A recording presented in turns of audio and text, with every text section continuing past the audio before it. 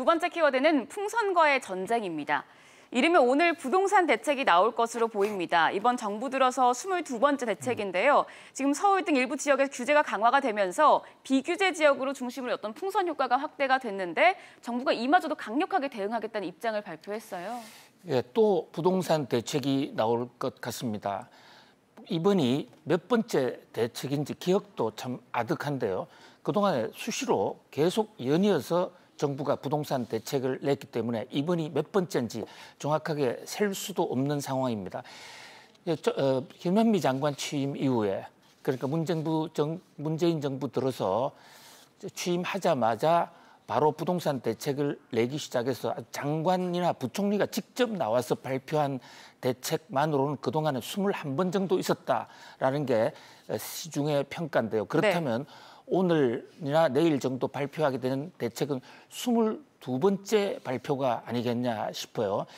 지금 현재 부동산 가격이 또 일부 지역을 중심으로 좀 불안한 조짐을 보이고 있습니다. 특히 이번에 부동산은 규제를 하지 않는 지역, 그러니까 서울의 강남을 중심으로 일부 지역을 규제를 하다 보니까 그 자금들이 규제를 하지 않는 사각지대로 빠져나가서 이른바 풍선 효과가 터진다라고 이렇게 지적을 하고 있거든요. 네.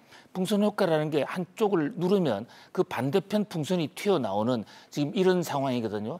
사실 풍선 효과를 더 넘어서서 이 두더지 게임 양상이 아니냐라고 생각이 들어요. 네. 이 전자게임에 가면 두더지 한 마리를 치면 옆 두더지가 나오고 계속 잡다가 보면 두더지는 끝내 살아나고 두더지를 잡으려고 시작했던 사람은 지쳐서 나가 떨어지는데 우리나라 부동산 정책이 이런 모습이 아닌가. 박사님, 그러면 지금 비규제 지역의 풍선 효과를 막기 위해서 또 규제를 한다면 또 어떤 다른 풍선 효과가 나올 수도 있다는 말씀이실까요? 그렇습니다. 풍선 효과는 근본적으로 완전 퇴치가 불가능하다고 봅니다. 네. 오른쪽을 누르면 왼쪽이 나오고 위를 누르면 아래쪽이 나올 수밖에 없는 것입니다. 이번에 정부는 경기도 이런 지역을 전부 조정 대상 지역으로 묶겠다. 이러면 경기도에서 살짝 떨어져 있는 지역, 그쪽도 또 풍선이 터질 수가 있고요. 네. 지금 지역적인 풍선도 문제지만은 금액 차등화에 따른 풍선 효과도 상당히 심각합니다. 지금 15억과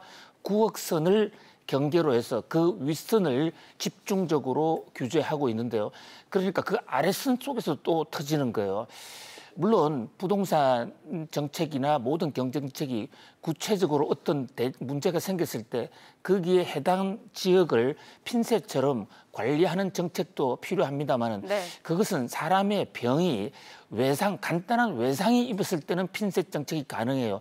그러나 근본적으로 우리 의료상에도 몸의 인체의 건강을 놓고 보더라도 근본적인 병이 생겼다. 예를 들어 암이 생겼다. 이럴 때는 한 곳을 고치면 또 다른 곳으로 전이될 수밖에 없는 거지 않습니까? 네. 그런 면에서 우리나라 부동산 정책도 개별 문제가 생겼을 때 그것을 때려잡는 두더지 잡기식 정책에서 좀 더 수요와 공급 전반을 아우르는 거시경제 정책 쪽으로 좀 더 입체적으로 전환이 돼야 되지 않겠냐. 특히 지금 유동성, 과잉으로 풀리는 유동성이 결국은 어딘가에 가서 터질 수밖에 없다는 점에서 거시경제 정책 관리가 참으로 중요할 것으로 보입니다. 네, 이르면 내일쯤 나올 부동산 대책에 대해서 알아봤습니다. 계속해서 세 번째 키워드 보겠습니다.